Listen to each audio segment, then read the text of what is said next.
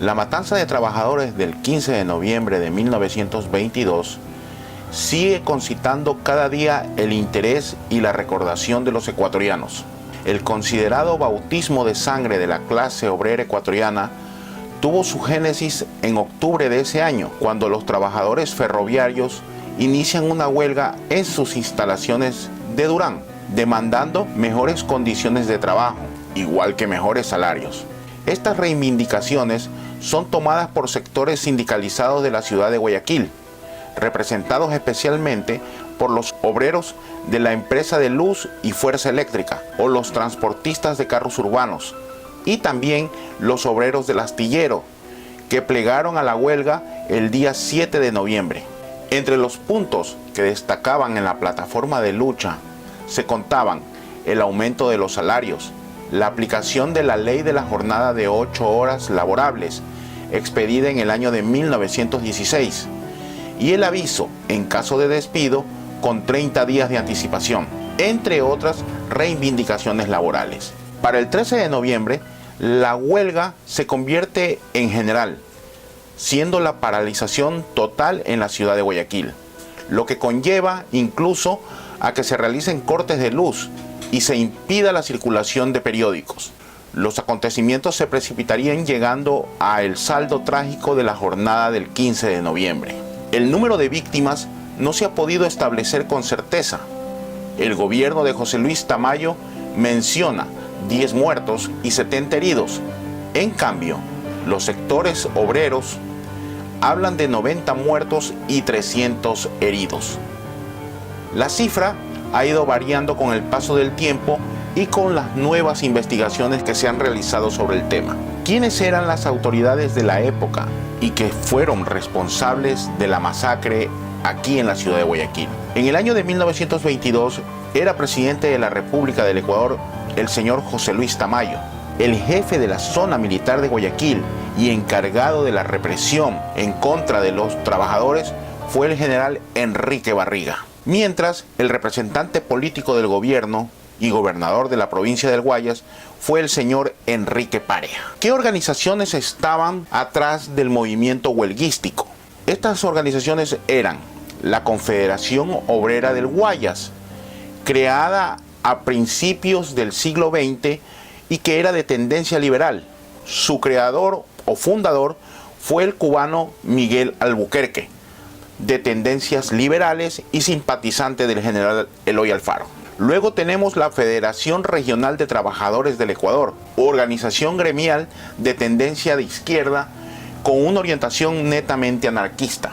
Esta organización fue la primera gran central sindical que se creó en el Ecuador y que aglutinó a la mayoría de las organizaciones gremiales y sindicales de la ciudad de Guayaquil, y era en cierta forma la que tenía una postura y una representación muy fuerte dentro del movimiento huelguístico. Otra organización que cabe resaltar era la Liga de Mujeres Rosa Luxemburgo, nombre tomado en homenaje a la dirigente comunista revolucionaria alemana ejecutada en el año de 1919 durante la revolución que se realizó en Alemania y que fue ahogada a sangre y fuego por el ejército. Esta liga tenía una tendencia netamente socialista y la formaban mujeres del pueblo. Ellas, junto con el centro femenino La Aurora, fueron los que plegaron y apoyaron de manera solidaria la huelga general de trabajadores. Los sitios que podemos mencionar en donde llegaron los muertos y heridos que se produjeron durante la masacre debido a la represión de la policía y el ejército fueron los siguientes. El primero era el Hospital General, ubicado en la calle Loja y que es el actual Hospital Luis Bernaza. El otro lugar es el Cementerio General, situado en la calle José Mascote y Pedro Menéndez Gilbert. Luego tenemos la Clínica Guayaquil, que estaba ubicada en la calle Pedro Carbo y Clemente Ballén. Y por último, mencionamos la Clínica Parker, que estaba ubicada en las calles 9 de Octubre y Chimborazo. La cronología del día a día o de las horas en que se produjeron los movimientos de trabajadores en apoyo a sus demandas y la posterior represión viene a ser relatada en este momento. Es de reconocer que justamente el día 14 de noviembre de 1922, el presidente de la República, José Luis Tamayo, envía un telegrama urgente al jefe de la zona militar de la ciudad de Guayaquil, que era el general Enrique Barriga Larrea. En este telegrama textualmente se dice: espero que mañana a las 6 de la tarde me informará que ha vuelto la tranquilidad a Guayaquil, cueste lo que cueste, para lo cual queda usted autorizado. Firma José Luis Tamayo Terán, presidente del Ecuador. Con esta disposición, el camino para una de las represiones más brutales del siglo XX en contra del pueblo y en contra del movimiento de trabajadores del país estaba ya echada. Ese mismo día, 14 de noviembre, se realiza una manifestación obrera con la asistencia de miles de personas que desfilan por el centro de la ciudad de Guayaquil. Todo el casco comercial y la zona bancaria estaba totalmente cerrada. La marcha recorre la Plaza de los Próceres, sigue por la avenida 9 de Octubre y Pedro Carbo y se detiene frente al edificio de la Gobernación. En este sector, en la Gobernación, dirigentes sindicales y los abogados José Vicente Trujillo y Carlos Puy, mediadores de los trabajadores en huelga, y que hay que reconocer que eran en cierta forma gente infiltrada dentro del movimiento huelguístico para de una u otra manera torcer las verdaderas intenciones de los trabajadores, que era el mejoramiento de los salarios, y más bien orientar al movimiento de huelga en favor de ciertos sectores de la burguesía comercial y exportadora de la ciudad de Guayaquil y del país entero, que lo que querían era la llamada incautación de giros, una medida que iba a beneficiar a estos sectores de la oligarquía ecuatoriana. Estos mismos abogados son los que en ese momento dan sendos discursos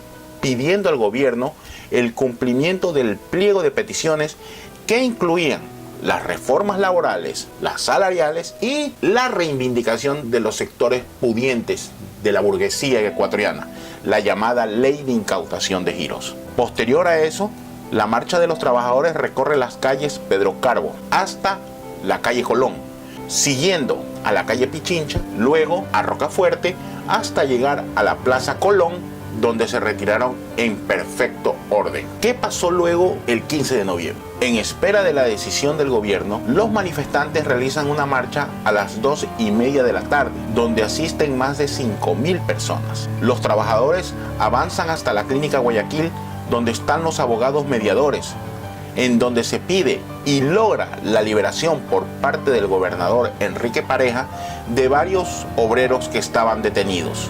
Luego de eso, los manifestantes se dirigen a la policía, ubicada en Cuenca, entre Chile y Chimborazo, para pedir la liberación de sus compañeros presos. Un piquete de policías que recorrían la zona de la calle Colón y avenida Olmedo escucha los gritos de la multitud, y al pensar que se intentaban tomar el cuartel, comienzan a disparar sus fusiles. Ante los disparos, los manifestantes huyen del lugar. Varios grupos, para defenderse de los disparos de la policía, asaltan los locales comerciales cerrados en busca de armas. Son atacadas las casas comerciales como la Casa González, la Casa Rubio, la de Miguel Enrich, Solá y compañía, y otros locales ubicados en las calles Aguirre y Pichincha, y Aguirre y Malecón. Los efectivos militares, que ya estaban apostados en varias zonas de la ciudad, comienzan la represión para controlar los desmanes.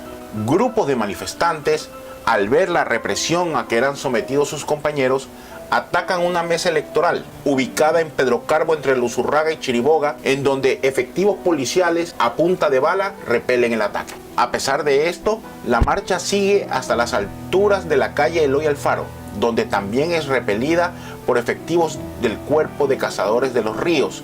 Luego de eso, decenas de heridos son trasladados a la Clínica Guayaquil, a la Clínica Parker y al Hospital General. Grupos de manifestantes se dirigen al centro nuevamente de la ciudad, donde son repelidos a tiros por miembros militares y de la policía justo en las calles 9 de Octubre y Boyacá.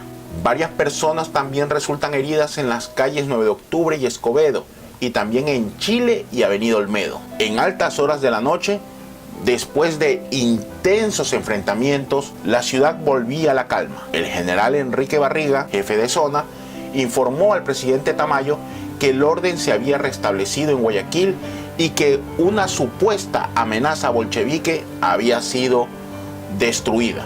Para el día 16 de noviembre, cuando supuestamente la calma había llegado, las tropas del regimiento Sucre número 3 impiden la llegada de curiosos y de familiares a las puertas del cementerio general, gente que iba a identificar los cadáveres que habían sido enterrados en una fosa común. Unidades del ejército retiran cadáveres de los almacenes Casinelli y compañía en el centro de la ciudad de Guayaquil. Los cuerpos son arrojados al río por el muro del Malecón y la calle Mejía. Esto fue denunciado por Diario El Universo en su edición del 18 de noviembre, en la página 3. Después de estos aciagos acontecimientos, el crimen cometido jamás fue sancionado. Más bien, se dijo que Guayaquil había sido salvada del saqueo y de una amenaza por parte de elementos subversivos. Aún el día de hoy, el 15 de noviembre, debe ser recordado como el día del sacrificio de un pueblo